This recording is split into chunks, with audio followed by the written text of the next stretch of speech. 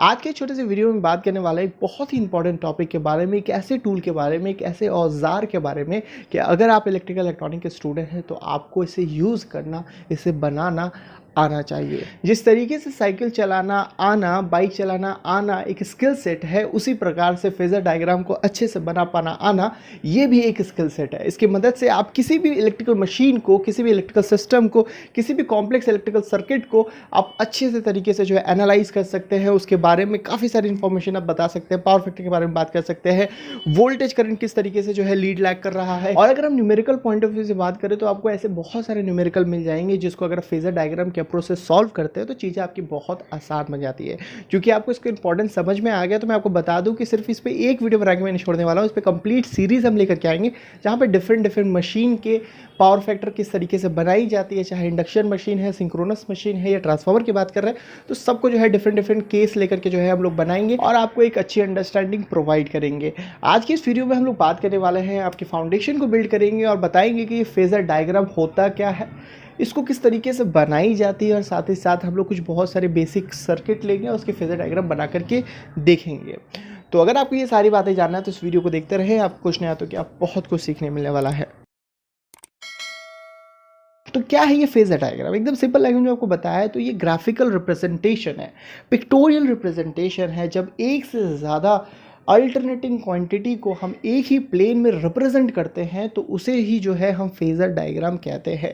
इसका क्या मतलब होता है? इसका मतलब ये होता है कि जो हमारे पास अल्टरनेटिंग क्वांटिटी होते हैं जैसे कि वोल्टेज, करंट, तो किसी भी एसी नेटवर्क को हमने कंसिडर कर लिया, एक वोल्टेज सोर्स दिया, अल्टरनेटिंग वोल्टेज सोर्स दिया। अब हम जानते हैं कि अल्टरनेटिंग वोल्टेज जो है अपना वो पोलैरिटी टाइम पीरियड के बाद वो बदल रहा होगा, साथ ही साथ वो जो वोल्टेज अप्लाई कर रहा है उसका मैग्नीट्यूड भी वो चेंज हो रहा होता है समय के साथ। और उसकी वजह से जो करंट सर्कुलेट हो रहा है हमारे नेटवर्क में वो किस तरीके से सर्कुलेट हो रहा है, कैसे वो अपनी डायरेक्शन को बदल रहा है, ये सारे चीज़ को, और साथ ही साथ ये जो वोल्टेज है और ये जो करंट है क्या वो दोनों सेम फेज में है, सेम तरीके से साथ में दौड़ रहा है या आउट ऑफ फेज है, एक आगे दौड़ रहा है एक पीछे दौड़ रहा है। तो इन्हीं सब चीज़ों को जब एक ही प्लेन में आप रिप्रेजेंट करते हैं तो इसे ही जो है हम फेजर डायग्राम कहते हैं। तो आपके दिमाग में जो है वेवफॉर्म का भी पिक्चर बन रहा होगा। आप सोच रहे होगे यार वेवफॉर्म में तो हमें यही सारी जानकारी दे रही है, अगर एक से ज़्यादा सिग्नल को हम एक ही प्लेन में बना दे तो वही चीज़ें तो हमें बता रहा होगा कि हाँ भाई कौन सा लीड कर रहा है, कौन सा लैग कर रहा है, तो वहाँ से भी पता चल रहा होता है। बिल्कुल सही सोच रहे हैं आप। जो फेजर डायग्राम होता है ना, इस वेवफॉर्म का और भी सिंपलेस्ट रिप्रेजेंटेशन होता है, इसी का ही दूसरा फॉर्म होता है, आप ऐसा कह सकते हैं। अब जब आप मान लीजिए फेजर डायग्राम बना लेते हैं और उस फेजर डायग्राम को अगर एक पॉइंट को आप फिक्स कर देंगे और उसको आप रोटेट करेंगे, सर्कुलर मोशन देंगे तो, और उसका वाई एक्सेस में आप प्रोजेक्शन लेंगे तो वापस से आपको वो वेवफॉर्म जो है मिल जाता है जैसा कि आप स्क्रीन में देख पा रहे हैं। अब ऐसा हुआ कैसे, प्रोजेक्शन हम कैसे लेते हैं, इसको भी हम प्रॉपर आपको विजुअलाइज करवाने की कोशिश करेंगे। पर उससे पहले हम देख लेते हैं ये जो फेजर डायग्राम जिसे हम कह रहे हैं एरो के मदद से हमने कुछ बनाया है उसको किस तरीके से जो है बनाई जाती है। तो सर्कल के बारे में तो हम सबको आइडिया है कि एक कंप्लीट जो सर्कल होता है वो 360 डिग्री का होता है। अब एंगल को पहचानना हम बचपन में सीखे हैं, क्लास 6-7 में जो आपको सिखाई जाती है। तो अगर मान लीजिए ये रेफरेंस लाइन है, अगर मैं बोलता हूँ कि यहाँ से मैंने एक लाइन ड्रॉ किया, आप बताइए कि इसके बीच में जो है कितना एंगल बनता है, तो आपको पता है कि 45 डिग्री बनता है, आप आराम से बता पाएंगे। इसी लाइन को अगर मैं मूव करके यहाँ लेकर के जाता हूँ, यानी कि यहाँ पे ऐसे करके मैं बनाता हूँ, तो इनके बीच में जो है कितना एंगल बनता है, तो आप आराम से बता पाते हैं कि ये 90 डिग्री बनाता है। इसको मूव करके मैं यहाँ लेकर के जाता हूँ तो इनके बीच में कितना बनेगा, 180 बनेगा। फिर इसको मूव करके मैं यहाँ लेके आया, इनके बीच में जो है 270 डिग्री बनता है। फिर इसको मूव करके जो है वापस से मैं यहाँ लेकर के आ जाता हूँ तो इनके बीच में जो है 360 डिग्री बनता है। तो ये मैंने क्यों बताया? ये मैंने इसलिए बताया क्योंकि इसका एप्लीकेशन जो है आप यूज करने वाले हैं। अब देखिए, इसी डिग्री को, इसी एंगल को हमने जो है इस एक्स एक्सिस में प्लॉट कर दिया और ऐसे जो है वेवफॉर्म बनाया। और आपने कई बार जो है इस तरीके का वेवफॉर्म देखा होगा जहां पे एक्स एक्सिस जो है हमारे डिग्री में दिया हुआ है, यानी कि थीटा में दिया, और थीटा जो है ओमेगा टी होता है। तो इस तरीके का वेवफॉर्म जो है हम क्या कह रहे थे कि फेजर डायग्राम जो है इसी वेवफॉर्म का दूसरा फॉर्म होता है, राइट। तो उसको कैसे बनाते हैं अब हम देख लेते हैं। तो समझने के लिए सबसे सिंपलेस्ट नेटवर्क हमने कंसिडर किया है। यहाँ पे जैसा कि आप देख पा रहे हैं कि एक हमारा रेजिस्टर है, यहाँ पे हमने वोल्टेज सोर्स को अप्लाई किया है और चूंकि हमारा सर्किट कंप्लीट है, करंट फ्लो होगा। अब देखिए ये जो है अल्टरनेटिंग इन नेचर है, जो हमारा एसी वोल्टेज सोर्स होता है वो अल्टरनेटिंग इन नेचर होता है। अल्टरनेटिंग इन नेचर का मतलब ये अपने डायरेक्शन को बदल रहा होगा एक पीरियड के बाद और साथ ही साथ अपने मैग्नीट्यूड को भी चेंज कर रहा होगा। तो इसी नेचर को जो है हमने प्लॉट किया है वेवफॉर्म में। तो ये ये देखिए वेव फॉर्म में आपको देख करके क्लियरली समझ में आता है। मैंने पहले ही बताया है कि इतने टाइम तक देखिए ये वाला क्या रिप्रेजेंट कर रहा है, इतने टाइम तक हमारा जो पोलैरिटी होगा ये पॉजिटिव नेगेटिव, फिर उसके बाद इस टाइम पे जो हमारा पोलैरिटी बदल जाएगा, ये नेगेटिव हो जाएगा ये पॉजिटिव हो जाएगा, राइट। अब क्योंकि वोल्टेज का पोलैरिटी बदल रहा है तो इस सर्किट में हमारा जो करंट फ्लो होगा उसका भी पोलैरिटी बदलेगा, क्योंकि हम जानते हैं कि जो करंट है वो हमेशा पॉजिटिव से नेगेटिव की तरफ फ्लो होता है, यानी कि ऐसे फ्लो होगा। जब ये पॉजिटिव बन जाएगा ये नेगेटिव फ्लो बन जाएगा तो हमारा करंट जो है इस तरीके से फ्लो होगा। इतनी चीजें आपको समझ में आती है। अब देखिए जैसे जैसे हमारा वोल्टेज चेंज हो रहा है वैसे वैसे करंट का जो वैल्यू है वो भी चेंज हो रहा होगा, वो अपने एम्पियर को भी चेंज कर रहा होगा, और वो भी अल्टरनेटिव की नेचर होता है, तो उसको भी हमने प्लॉट किया यहाँ पे देखिए। और चूंकि यहाँ पे हमारा वोल्टेज है उसके एम्पलीट्यूड से कम होगा, क्योंकि V जब हमने अप्लाई किया है तो V बाई आर जो है हमारा V बाई आर जो है वो हमारा करंट फ्लो होगा, तो हमारा एम्पलीट्यूड हमने इसका छोटा बनाया है और इसका वेवफॉर्म हमने बनाया है। अब इन दोनों को अगर हम सेम प्लेन में बनाते हैं तो हमारा कुछ इस प्रकार से दिखेगा, जैसा कि आप देख पा रहे होंगे। इसका क्या मतलब होता है भैया? इसका मतलब ये होता है, हमें दिख रहा है क्लियरली कि जब हमारा वोल्टेज जीरो है तो हमारा करंट भी जीरो है, जब हमारा वोल्टेज मैक्सिमम हो रहा है तो करंट भी मैक्सिमम हो रहा है, जब फिर ये मिनिमम हो रहा है तो फिर ये मिनिमम हो जा रहा है। यानी कि वोल्टेज और करंट प्योरली रेजिस्टिव सर्किट में सेम फेज में होता है भाई, सेम एक ही साथ जो है दौड़ रहा होता है। इतनी बात जो है आपको क्लियर। अब इसका जो है फेजर डायग्राम कैसे बनेगा, बहुत ही सिंपल है, आराम से आप समझिए। सबसे पहले हम इस वोल्टेज के लिए बनाएंगे, तो देखिए हमें देखना होगा कि ये स्टार्ट कब हो रहा है, जीरो से स्टार्ट हो रहा है, राइट। और इसका मैक्सिमम एम्पलीट्यूड क्या है, 90 पे जाकर के देखिए ये सबसे पिक वैल्यू में जा रहा है, और यहाँ पे इसका अगर एम्पलीट्यूड देखें तो यहाँ पे हमें VM देखने मिल रहा है। इसको जो हम प्लॉट करते हैं फेजर डायग्राम में, कैसे करेंगे, यहाँ पे हम जीरो वाला जो एक्सिस है वहाँ पे एक एरो बनाएंगे जिसका लेंथ जो है हमारा VM होगा, ये जो है हमारा VM होगा, और ये जो है जीरो एक्सिस पे जो है इंडिकेट कर रहा होगा। अब जो हम करंट के लिए बनाएंगे, करंट में हम देख रहे हैं कि हमारा जो मैक्सिमम एम्पलीट्यूड है VM इससे छोटा है भाई, इससे हमारा छोटा है, क्योंकि हम जानते हैं कि जो करंट फ्लो होगा यहाँ पे वो क्या होगा, V बाई आर होगा, तो यहाँ पे हमारा जो मैक्सिमम एम्पलीट्यूड होगा वो हमारा छोटा होगा। तो हम और देख रहे हैं कि ये जीरो से स्टार्ट हो रहा है, ये भी दोनों जो है सेम फेज में है, तो यहाँ पे जो है हम इसी फेज में जो है इसी जीरो एक्सिस में जो है हम थोड़ा छोटा जो है करंट का भी हम एरो बनाएंगे, तो जो है हमारा कुछ इस प्रकार से जो है बन करके आ जाएगा। और यही जो है हमारा फेजर डायग्राम है इस पर्टिकुलर नेटवर्क के लिए। आप देख पा रहे हैं जो फेजर डायग्राम हमने बनाया है वो कितना सिंपल है इसकी कंपैरिजन में, हालांकि दोनों ही जो है हमें सेम इन्फॉर्मेशन दे रहा है। ये भी हमें बता रहा है कि भाई हमारा जो VM होने वाला है वो हमारा IM से ज़्यादा होने वाला है, और दोनों जो है सेम फेज में है। ये भी हमें वही बता रहा है कि VM हमारा ज़्यादा है, IM जो है हमारा उससे छोटा है, और दोनों जो है हमारा सेम फेज में है, राइट। ये चीज आपको और भी क्लियर होगा जैसे जैसे हम और भी सर्किट को डिस्कस करेंगे और भी नेटवर्क के बारे में बात करेंगे। अब हमारे पास जो नेटवर्क है उसमें हमने एक इंडक्टिव लोड लगा रखा है, आप देख पा रहे हैं यहाँ पे हमारा एक वोल्टेज सोर्स अल्टरनेटिव की नेचर है, इसका वेवफॉर्म हमारा दिया हुआ है, हमने पहले भी देखा है, और इसके करंट के बारे में हम देख रहे हैं। तो देखो ये करंट जो है वो लैग कर रहा है। अगर आप हमारे चैनल को फॉलो कर रहे हैं तो आपको पता होगा हमने इंडक्टर, कैपेसिटर, रेजिस्टर तीनों के ऊपर जो है बहुत ही बेहतरीन वीडियो जो है बना रखा है, जहाँ पे मैंने पूरी 4 साल की जो निचोड़ है मैंने डाल रखा है। अगर आपने नहीं देखा है तो इस वीडियो को देखने के बाद वो प्लेलिस्ट में जाकर के आप देख सकते हैं, ये चारों वीडियो देख लीजिएगा ताकि आपको जो 4 साल का जो पूरा निचोड़ है उसमें मिल जाए। यहाँ पे आप देख पा रहे हैं कि करंट जो है वो लैग कर रहा है, कितना लैग कर रहा है ये देखिए।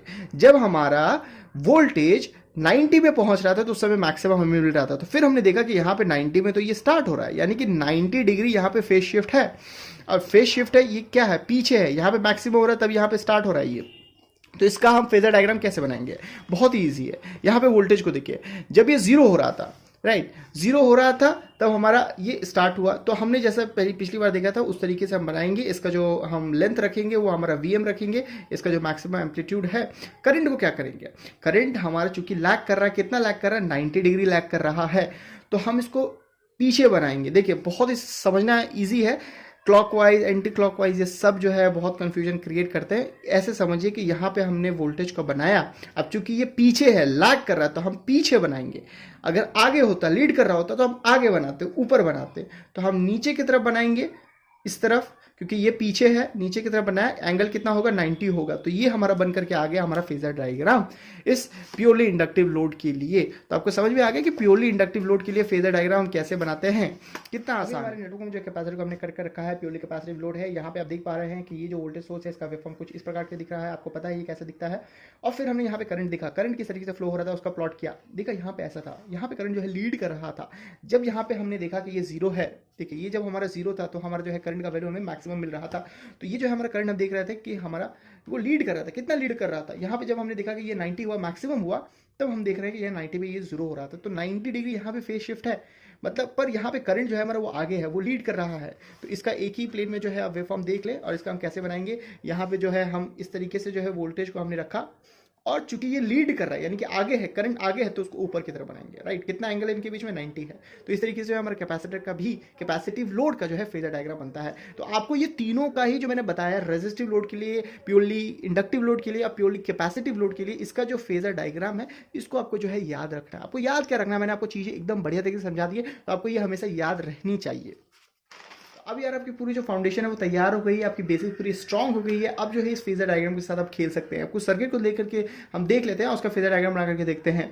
तो क्या ये फेजर डायग्राम बनाने के लिए हमारे पास वेवफॉर्म होना जरूरी है? जी नहीं, वेवफॉर्म तो मैं आपको समझाने के लिए बता रहा था, वो और भी बढ़िया तरीके से आप समझिए इसलिए बता रहा था। आप अगर ये तीनों बेसिक एलिमेंट के बारे में जो मैंने आपको फेजर डायग्राम बनाना सिखाई है वो चीज़ें आपके दिमाग में रहती है, तो आप किसी भी जो है कॉम्प्लेक्स से कॉम्प्लेक्स सर्किट का, नेटवर्क का आप आराम से फेजर डायग्राम बना सकते हैं। तो यहाँ पे और एक देख लेते हैं, यहाँ पे हमारा सीरीज में जो है रेजिस्टर और इंडक्टर जो है कनेक्टेड है, तो यहाँ पे कैसा बनेगा। तो सबसे पहले जो है ये जो हमारा वोल्टेज हम अप्लाई कर रहे हैं इसके लिए हम एक वेक्टर बना लेते हैं। तो ये हमारा V जो है बन गया है, राइट। अब यहाँ पे हम क्या देख रहे हैं, यहाँ पे हमारा इंडक्टर है। अब ये इंडक्टर होने से क्या होता है, 90 डिग्री हमारा जो करंट है वो लैग करता है, राइट। और रेजिस्टर में क्या होता है, हमारा लैग नहीं करता। तो यहाँ पे हम बना लेते हैं। देखिए यहाँ पे हमने जो है पहले रेजिस्टर के लिए बनाया, तो रेजिस्टर के लिए ऐसा बनेगा, और इंडक्टर के लिए जो है हमारा ऐसा बनेगा, करंट है ना। तो इन दोनों का जो है रिजल्टेंट हमारा कुछ इस प्रकार से बनेगा यहाँ पे। तो हम ना हमेशा रिजल्टेंट बनाते हैं, करंट का जो हम हमेशा रिजल्टेंट बनाते हैं। तो हमारा वोल्टेज और करंट का जो आपका फेजर डायग्राम बनेगा वो कैसे बनेगा, ये आपका वोल्टेज का बना, और करंट का जो है आपका कुछ इस प्रकार से बनेगा, एक फाई एंगल जो है यहाँ पे आपका फेज एंगल होगा। इसको आप इस तरीके से भी याद रख सकते हैं, चूंकि हमारे पास इंडक्टर के साथ साथ रेजिस्टर भी है यहाँ पर, तो करंट जो है हमारा 90 डिग्री लैग नहीं करेगा, वो 90 और 0 के बीच में होगा, कोई फाई एंगल से जो है लैग करेगा। लैग जरूर करेगा क्योंकि यहाँ पे हमारे पास इंडक्टर है सर्किट में।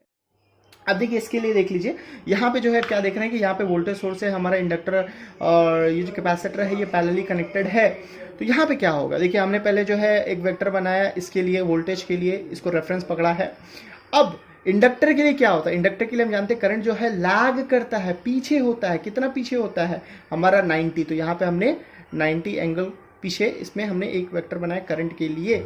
अब यहाँ पे देखिए कैपेसिटर के लिए क्या होता है, कैपेसिटर के लिए हमारा लीड कर रहा होता है करंट, कितना लीड कर रहा होता है, 90 आगे। तो हमारा कुछ जो है फेजर डायग्राम कुछ इस प्रकार से बनता है। अब जो है हम इस सर्किट के लिए देख लेते हैं। इस सर्किट में हम देख पा रहे हैं यहाँ पे हमारा पैरेलल में जो है रेजिस्टेंस और इंडक्टर है, यहाँ पे इसके पैरेलल में जो है एक कैपेसिटर है, उसके पैरेलल में जो है हमने वोल्टेज सप्लाई दिया है। तो वोल्टेज सप्लाई के लिए हमने V के लिए जो है हम एक वेक्टर बना लेते हैं, यहाँ पे आपको दिख रहा है। अब चूंकि देखिए यहाँ पे कैपेसिटर है, राइट। तो कैपेसिटर के लिए क्या होता है, करंट क्या करता है, कैपेसिटर में करंट हमारा लीड कर रहा होता है, कितना कर रहा होता है, 90। तो हमने जो है यहाँ पे 90 लीड करवा दिया, ओके। अब यहाँ पे हम देख पा रहे हैं कि यहाँ पे हमारा L है, यहाँ पे R है। तो क्योंकि हमारे पास L के साथ साथ R है तो ये 90 डिग्री तो लैग नहीं करेगा, लैग करेगा क्योंकि यहाँ पे हमारे पास L है, पर कितना करेगा, कोई फाई एंगल से जो है हमारा यहाँ पे लैग कर रहा होगा। तो इसका जो है हमारा फेजर डायग्राम कुछ इस प्रकार से बन रहा होगा। तो आपको समझ में आ गया किस तरीके से जो है फेजर डायग्राम बनाया जाता है, कितना आसान है यार। कोई भी आपको जो है नेटवर्क दे दी जाए आप आराम से जो है बना पाएंगे। आने वाली वीडियो में जो है हम डिफरेंट मशीन को लेकर के, उसके इक्विवेलेंट सर्किट को लेकर के हम फेजर डायग्राम बनाने की कोशिश करेंगे, और आपको जो है बहुत ही बेहतरीन जो है अंडरस्टैंडिंग ओवरऑल हम प्रोवाइड करने की कोशिश करेंगे। ये वीडियो कैसा लगा आप मुझे कमेंट सेक्शन में बताएं, कुछ सीखने मिला हो तो अपने दोस्तों के शेयर करें। अगर आप हमसे पर्सनली जुड़ना चाहते हैं तो आप हम इंस्टाग्राम पर फॉलो कर सकते हैं, वहां पे जो है छोटी छोटी वीडियोस हम अपलोड करते रहते हैं। मिलते हैं ऐसे किसी वीडियो में, till then take care, bye bye.